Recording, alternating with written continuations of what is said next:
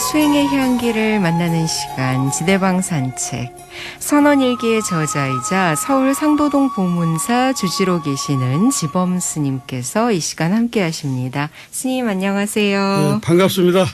지범 스님께서 전해주시는 법정 스님의 아름다운 모습에 대한 아름다운 수행 이야기 네 번째 시간입니다. 오늘 어떤 이야기로 좀 시작할까요, 스님? 예, 여기 오기 전에, 방송 오기 전에, 담양 용웅사에 계시는 진명 스님, 그 다음에 하암사 구충암의 명안노 스님, 그 다음에 삼성암 주지 원소 스님께서 지금 방송을 기다리고 있다고 이러면서 전화가 오셨어요. 그래서 생각보다는 네. 그 산중에 노스님들이나 수행자 스님들이 우리 이 시간에 많이 기다리고 있다. 네. 여기 오기 직전에 전화를 제가 받았습니다. 네. 그러면서 산중에는 올해는 유달리 비가 많이 오고 그래서 비는 많이 오지만 그 대신 시원하다고 하면서 명한 노스님께서는 하암사의 풍경을 이렇게 전해주셨어요. 네, 건강하시죠? 네. 네. 오늘은 이제 그 법정 스님께서 해인사 선방 광원을 졸업하고 그 자운 스님이 계셨던 방을 자운 노스님이 계셨던 방을 법정 스님한테 인순계를 했잖아요. 네. 그 방이 소소삼방. 네. 소소삼방. 해인사 가면은 간음전이라고 경반 때 간음전에서 공부를 하는데 그 옆에 이렇게 있죠. 그런데 이제 그 당시에 이제 법정 스님이 해인사 살 때 주지가 누구였냐면 도선사에 계셨던 청담 도스님께서 했고, 네. 그리고 총무가 문성 스님이라고 네. 아마도 제가 알기로는 청담 스님 시봉이나 건석일 겁니다. 근데 이제 그 정초가 되면은 대개 해인사 스님들은 해인사뿐만 아니라 등산을 가고 또 와서 윷놀이 하잖아. 윷놀이 하는데 그 법정 스님 방에 하루는 정초인데 법정 스님 방에 해인사 강원 학인들 후배들이 이제 모이셨군요. 모인 거예요. 그래서 유서를 이렇게 놓은 거예요. 네네. 그것도 이제 그때만 해도 호롱불이잖아요. 그것도 이제 어렵게 시주해가지고 호롱불을 켜고 밤늦도록 이렇게 유서를 놓은 거예요. 네. 그러니까 이제 그래가지고 이제 다음날 공양 끝에 총무 스님께서 그때 이제 총무가 누구냐면 문성노 스님이 총무를 했어요. 청담 스님께서는 그때는 정학한계로 주로 이제 해인사 주지를 했지만은 서울에 계셨고 총문 쪽에 그래서 문성노 스님이 해인사 살림을 전반적으로 맡았었는데 문성노 스님께서 아침에 법정 스님을 좀 배짝하는 거예요. 그래 문성노 스님 방에 가니까 자기가 총무 소임을 내놓겠다고 하는 거예요. 왜요? 그러니까 이제 어렵게 시주들이 기름을 올렸는데 천하의 법정 스님께서 자기는 확실히 믿고 있는 스님인데 시주은혜를 모르고 학인들까지 동원하는 건 아닌데 이렇게 유서를 놓으니 스님까지도 그러니 내가 총무 내놓겠다고 하면서 그러더래요. 그러면서 정말로 실망하는 문성 노스님의 실망하는 눈빛을 보니까 얼굴을 못 들겠대요. 그래서 이제 법정 스님이 이런 얘기를 하셨어요. 이따금 시주물을 생각하면 문성 노스님의 고구정령한 말씀이 번개처럼 다가온다. 그러시면서 요즘 산중에는 문성도사 같은 청빈한 수행자가 드물어 못내 아쉽고 허전하다. 그러시면서 고사, 무거승, 옛절에 눈밝은 선지식이 안 계신다 하면서 안타까우셨어요. 네. 법정 스님께서는 이렇게 자기의 젊은 날에 잘못이라든가 잘못한 것들을 그 큰 스님께서 아주 리얼하게 대중 앞에 공개를 했어요. 여기 보면 중학교 시절에 친구들하고 팔 없는 엿장수에 엿을 모르게 이렇게 친구들과 같이 훔쳐 먹었는데 그것들이 50년, 60년이 지난 지금까지도 가슴에 걸린다고 그 엿장수가 건강하고 팔이 있고 이런 사람 같으면 괜찮은데 팔 없는 엿장수를 눈을 속여가지고 모르게 엿을 훔쳐먹은 것이 그렇게 걸리고 또 초등학교 시절에 만화가게에서 만화를 훔치다가 할머니한테 걸렸는데 그것도 그렇게 걸린다고 하면서 책에서 법문에서 자기의 그때 어린 시절에 예?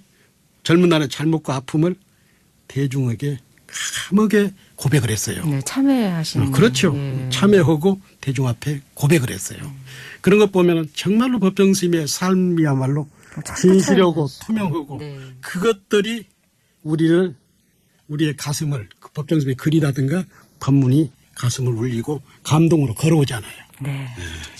설리마 불자님께서 이런 말씀을 주셨어요. 세상이 혼란스러우니까 더욱더 그렇게 꼿꼿하셨던 법정 스님이 그립다고 하셨는데 특히나 스님의 어떤 생활에 있어서도 굉장히 정리정돈이 철저하셨다고요. 지난 시간에 잠깐 말씀해 잠깐 주셨는데. 하다가 시간이 없어서 이제 그 법정 스님의 그 유명한 수필집 삼방한담을 읽어보면 네. 법정 스님의 수행자로서 뒷모습을 우리가 훔쳐볼 수가 있죠. 네. 스님께서는 길을 떠날 때 의례 방정리를 하는 것이 버릇처럼 되어 있다고 말씀하셨다. 우선 휴지통을 버리고 방석을 제자리에 원위치 해놓고 타간에 물을 쏟아 버리고 산창을 알맞게 열어놓고 이대로 떠난 채 다시 돌아오지 않는다 할지라도 구질구질한 자네를 남에게 보이지 않기 위해서 방 정리와 방 청소를 하셨다고 말씀했습니다. 네. 언젠가 우리는 이렇게 세상을 하직하게 될지도 모르는 존재가 아닌가. 길을 떠난다는 것은 하직의 연습이다. 길을 떠날 때 그런 생각이 든다고 하셨어요. 저도 이 책을 읽고 저도 만행 갈 때는 방 청소를 하고 쓰레기통을 비우고 또 뭐 산창을 열어놓고 내가 다시 내 방에 다시 못 돌아오겠다 이런 생각도 하면서 떠납니다. 이 법정스님의 가르침이 저도 젊은 날에 이게 DNA가 딱 저한테 들어온 거예요. 저만 그러겠습니까? 많은 사람들이 법정스님의 글을 읽고 법문을 듣고 그 가르침이 아마도 가슴 속에 많이 남아있을 겁니다. 네, 그렇습니다. 이러한 법정 스님의 일화를 지범 스님께서 직접 전해주시니까 너무 좋다고 6494번님께서 네, 문자를 남기셨는데요. 법정 스님 하면은 좋은 글로 대중들에게 알려져 있으신데 네. 그만큼 많이 고전들을 많이 읽으셨다면서요. 그러면요, 법정 스님이 이제 대표적으로 글이나 또 이렇게 법문하실 때 보면은 특히 하암경을 가장 좋아하셨던 것 같아요. 네. 하암경, 그 다음에 법부경, 수타니 파파경, 그리고 어록으로는 아주 조주스님을 흠모를 했어요. 그러셨군요. 조주록, 임재록, 마조록 뿐만 아니라 동서양의 유명한 고전, 역사, 철학, 음악, 미술까지도 다방면에 탈통을 하셨죠. 네. 그렇죠. 네. 그래서 이 아름다운 마무리에 나오는 글을 잠깐 소개하는데 강원도 토분에 계실 때입니다. 네. 그 다음에 또 법정 스님께서는 차를 좋아하셨어요. 저도 이제 그 지리산 근처에 살 때는 법정 스님을 하객골에서 또 그 토지에 운주를 하는 거기에서도 뵙고 가끔 저도 지리산에 십몇 년 사는 동안에 그 봄에 되면은 그 법정 스님이 차를 마시러도 오고 또 지리산에 그 현묵 스님이 계셔가지고 사제 조가상자죠. 그래서 두 분이 해차가 나면 현묵 스님이 불이란을 보내고 또 법정 스님께서는 본인의 새로운 책이 나오면은 현묵 그 조카한테 이렇게 보내고 그러면서 이 필답으로 서로 하는 것을 제가 여러 번 지켜봤습니다. 그러셨군요. 그러면 이제 아름다운 마무리에서 나오는 네. 한 구절 좀 스님께서 직접 네. 낭독을 부탁드리도록 네. 하겠습니다. 이 산중에 책과 차가 없으면 무슨 재미로 살까 싶다. 책이 있어 말벗이 되어주고 길을 인도하는 스승이 되어준다. 그러면서 차를 마시면서 생각을 가다듬는다고 하셨다. 사람이 좋은 책을 읽어야 생각이 깊어지고 좋은 책을 읽고 있으면 영혼의 불이 켜지고 사람이 달라진다 하셨다. 깨어 있고자 하는 사람은 항상 탐구하는 노력을 기울여야 한다. 독서는 누구나 쉽게 접하는 탐구의 지름길이다.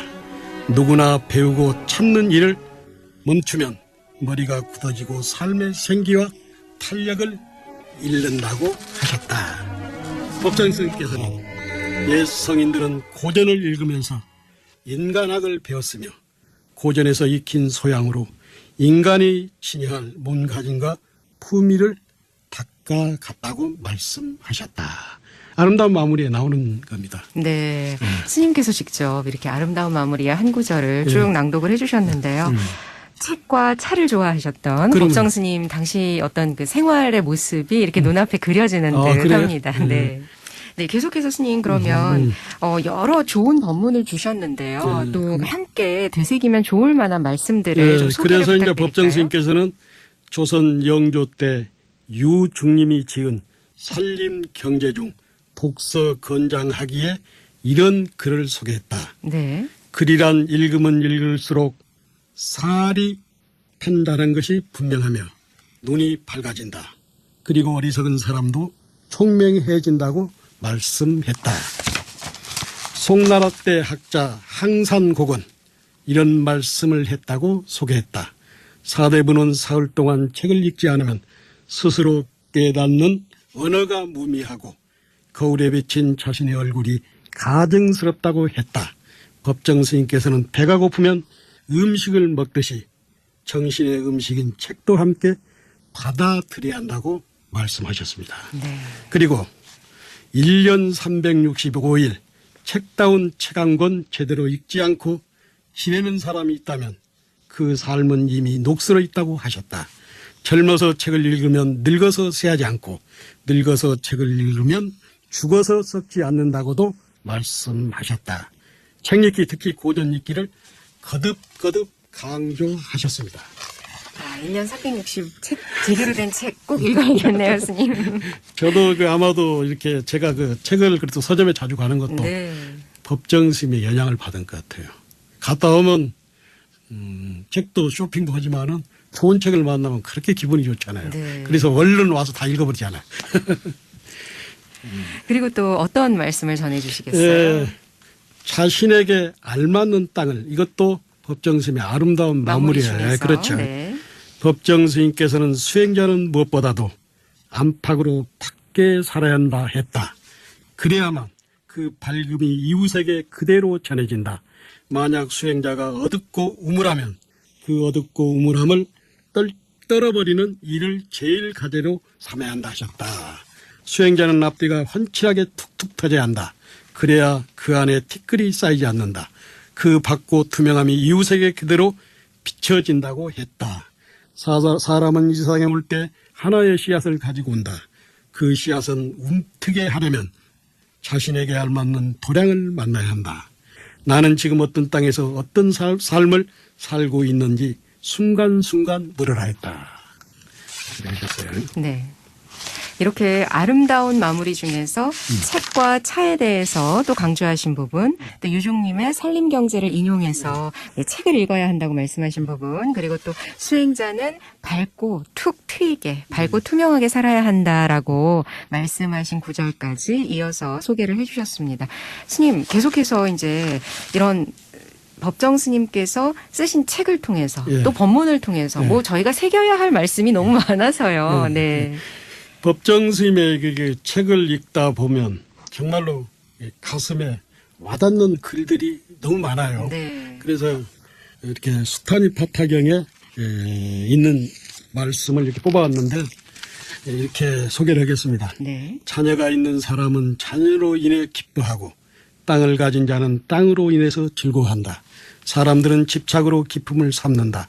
집착할 데가 없는 사람은 기뻐할 건덕지가 없다. 이와 반대로 자녀가 있는 자는 자녀로 근심하고 땅을 가진 자는 땅으로 걱정한다. 아무것도 없고 차지할 것도 없지만 맑고 조촐하게 사는 사람에게 우리의 마음이 끌리는 것은 그에게서 무엇을 얻으려고 해서가 아니라 그와 함께 모든 것을 버리고 싶어서인 것이다. 산바람에 꽃잎이 흩날리고 있다. 그 빈자리에 새잎이 돋는다.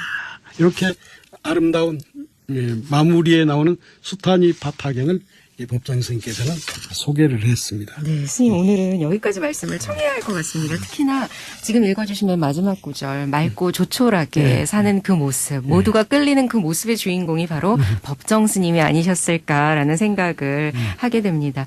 8585번 쓰시는 우리 애청자께서 지범 스님의 말씀은 언제 들어도 감동입니다. 오늘도 경청했습니다. 스님 항상 건강하십시오라고 인사 남겨주셨습니다. 감사합니다. 지금까지 말씀에 서울 상도동 보문사 주지로 계시는 지범 스님이셨습니다. 스님 다음 시간에 또 뵙겠습니다. 그러도록 하겠습니다. 예. 이 영상이 좋으셨다면 좋아요, 구독, 알림 설정까지 부탁드립니다.